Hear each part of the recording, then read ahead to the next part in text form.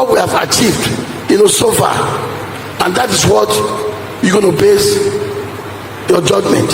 Now, talking about should I lose the election, number one, forget about it. I'm not going to lose this election because I'm so confident.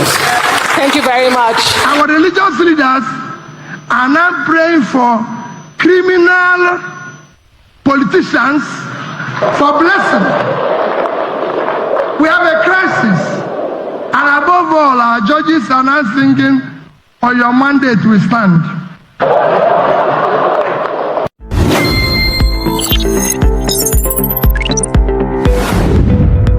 The danger we refuse to fight today will come for our children tomorrow. A warning we must not ignore. Have you ever wondered what would happen if the problems we are ignoring today suddenly became the biggest problems facing our children tomorrow? What if the things we are refusing to confront right now are not actually disappearing? What if they are only waiting for the next generation?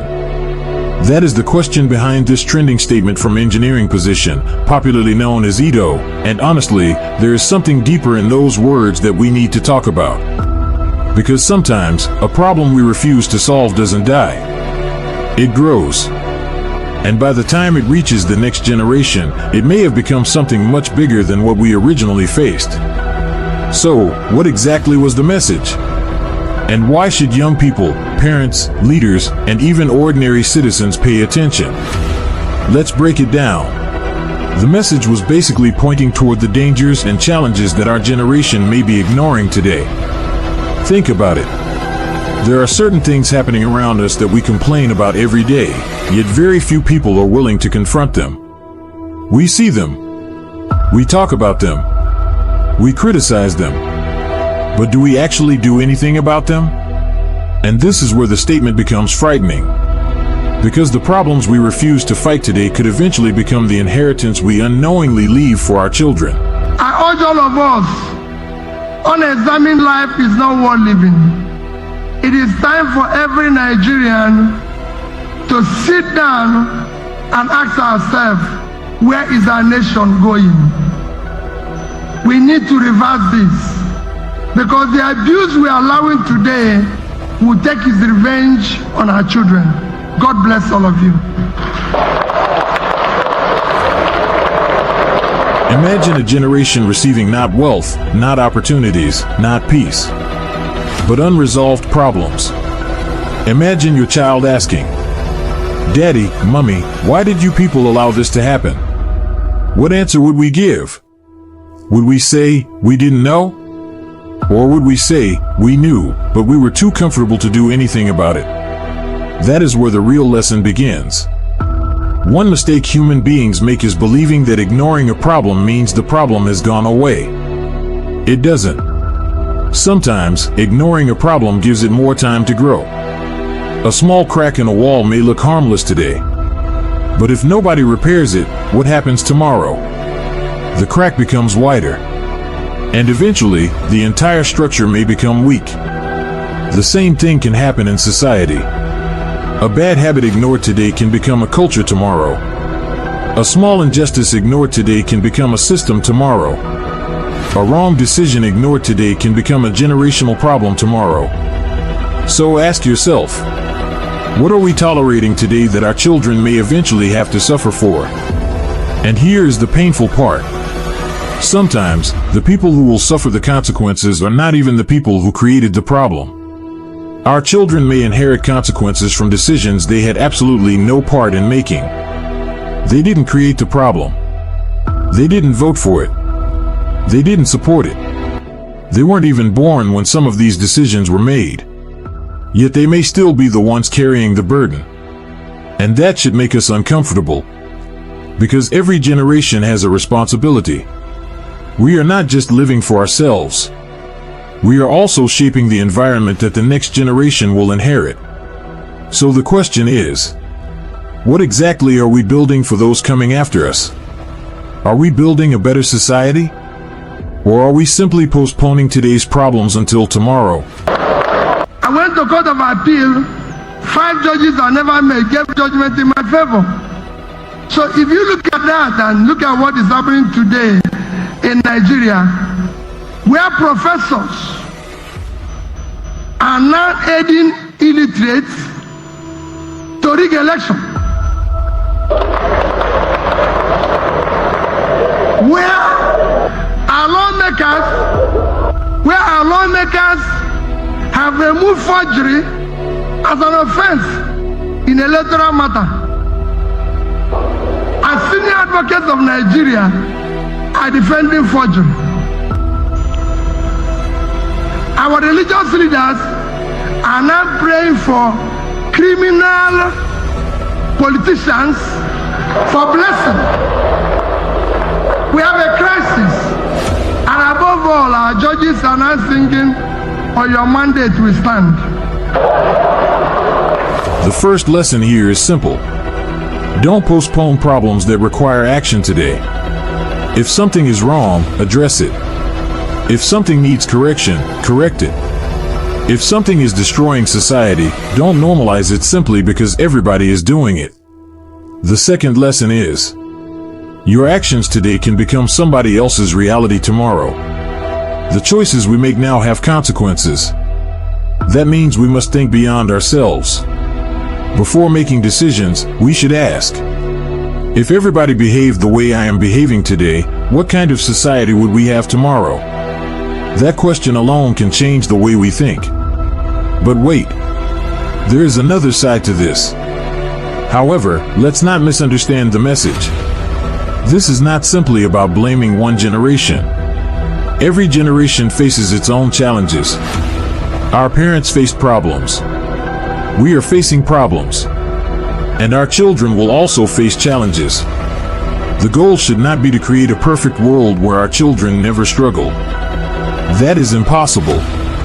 The goal is to make sure we don't knowingly leave behind problems that we had the power to reduce or solve. Because there is a difference between a problem we couldn't solve and a problem we refused to solve. And that difference matters. In 60 seconds, your final word to the people of Osun State. And should you not win the election, would you call the winner? Well, my people, I'm seizing this opportunity to thank you for your support. And I know your conscience is telling you that I did not disappoint you. On the march again. Here we go again. You have gone around, you have seen the work that our administration have done. Just to mention for you, see in the infrastructure, 350 roads, have taken care of what our people needs, all their needs. And I want you to judge in that area and take a look at what we have achieved, so far. And that is what you're going to base your judgment. Now, talking about, should I lose the election? Number one, forget about it. I'm not going to lose this election because I'm so confident. Thank you very much, Your Excellency. I'm so confident Executive that Governor I will not lose this election. So, what can we do? Maybe the change doesn't have to start with politicians. Maybe it doesn't have to start with celebrities. Maybe it doesn't even have to start with somebody famous. Maybe it starts with you. In your family. In your school. In your workplace. In your community. In the way you treat people. In the way you raise your children. In the values you promote. Because society is made up of individuals. If individuals change, society gradually changes. So before we complain about the future, perhaps we should ask ourselves, what am I doing today to make that future better? And here is the big question. If our children eventually face the consequences of the things we are ignoring today, will they thank us for the world we left behind? Or will they ask why we saw the warning signs and did nothing? Because the future doesn't suddenly appear. We build it. Every decision, every action, every silence, every time we choose to speak, every time we choose to look away, they all contribute to the kind of world that comes next. And maybe that is the real message behind this trending statement. It is not simply a prediction about the future. It is a warning about the present. Because tomorrow is watching what we do today. And if we refuse to fight the battles that matter now, our children may eventually have to fight them for us. But here's where things get even more interesting. What are the specific dangers we are ignoring today that could become serious problems for the next generation? That is a conversation we need to have. And trust me, some of those problems may be closer to us than we think. So, let's continue the conversation in the next part. In 60 seconds, your final word to the people of Osun State. And should you not win the election, would you call the winner? Well, my people, I'm seizing this opportunity to thank you for your support. And I know your conscience is telling you that I did not disappoint you. On the march again. Here we go again. You have gone around, you have seen the work that... What do you think? What is one problem our generation must solve before handing the future over to our children? Drop your thoughts in the comments. Peter Obi's warning makes this even deeper. And this is where the conversation takes another serious turn. Peter Obi also made a powerful point that connects directly to this issue. He warned that the abuse we allow today could eventually take its revenge on our children. Now, pause for a moment. What does that really mean? When we hear the word abuse, many people immediately think about physical abuse.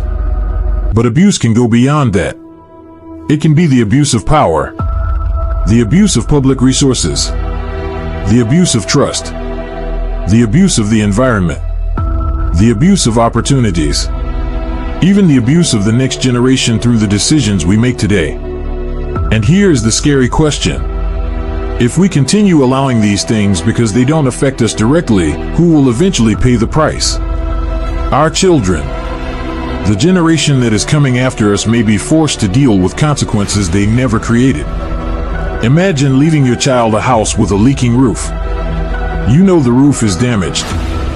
You have the opportunity to repair it. But instead, you say, let them handle it when they grow up. Years later, the child enters the house during heavy rainfall and the entire roof collapses. Would it be fair to blame the child? Of course not. The child inherited the problem. And that is exactly why this message deserves serious reflection. Are we really thinking about the next generation?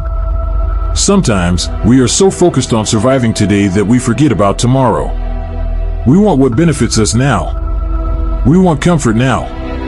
We want money now. We want power now. We want enjoyment now. But who is thinking about the people coming after us? Who is asking, what kind of country are we leaving behind? What kind of environment will our children inherit? What kind of values are we passing down? Because whether we realize it or not, we are teaching the next generation through our actions. Children don't only listen to what adults say. They watch what adults do. If they see corruption being celebrated, they learn. If they see dishonesty being rewarded, they learn. If they see people abusing power without consequences, they learn. And one day, they may reproduce the same behavior. Then we suddenly ask, why are young people behaving like this? But perhaps we should first ask ourselves, what did we teach them? The revenge of neglect. And this is perhaps the biggest lesson. Problems that are ignored don't necessarily disappear. Sometimes, they return in another form. A neglected education system can eventually produce a struggling workforce. A neglected environment can eventually produce environmental disasters. A neglected economy can eventually create hardship. A neglected moral system can eventually produce a society where people no longer care about right and wrong. And by the time the consequences become obvious, the people responsible for creating them may no longer be around. That's why the warning about our children is so powerful. Because the future may become the courtroom where today's decisions are judged. And our children may be the ones sitting there asking questions. But here is the question that should worry every parent. If your child asked you tomorrow, you knew this problem existed, why didn't you do something about it? What would you tell them? Would you say, everybody was doing it? There was nothing I could do? It wasn't my problem? Or would you be able to say, I tried to make things better? That is the choice before us. Because every generation has a responsibility to leave something better than what it inherited. maybe we cannot solve every problem. But surely, we can refuse to make the problems worse. And that alone can make a difference. The warning is not just for politicians. And before someone says, this is only for politicians, let's stop there. Yes, leaders have enormous responsibilities. But ordinary citizens also have responsibilities. The teacher has a responsibility. The parent has a responsibility. The student has a responsibility. The journalist has a responsibility. The religious leader has a responsibility. The business owner has a responsibility. Everybody has a role. Because a better future isn't created by one person. It is created by millions of individual decisions. And that brings us to perhaps the most important question of all. What are you tolerating today that your children may have to suffer for tomorrow? Think about it. Because the answer to that question may reveal more about our future than any political speech ever could. And in the next part, we're going to look at the uncomfortable things our generation has normalized and how those things could become a burden for the people coming after us. Stay with me, because this is where the real conversation begins. Like this video, share it with someone who needs to hear this message, and subscribe for more thought-provoking stories and conversations. Because sometimes, the warning we ignore today becomes the reality we regret tomorrow. We need to reverse this, because the abuse we are allowing today will take its revenge on our children. God bless all of you.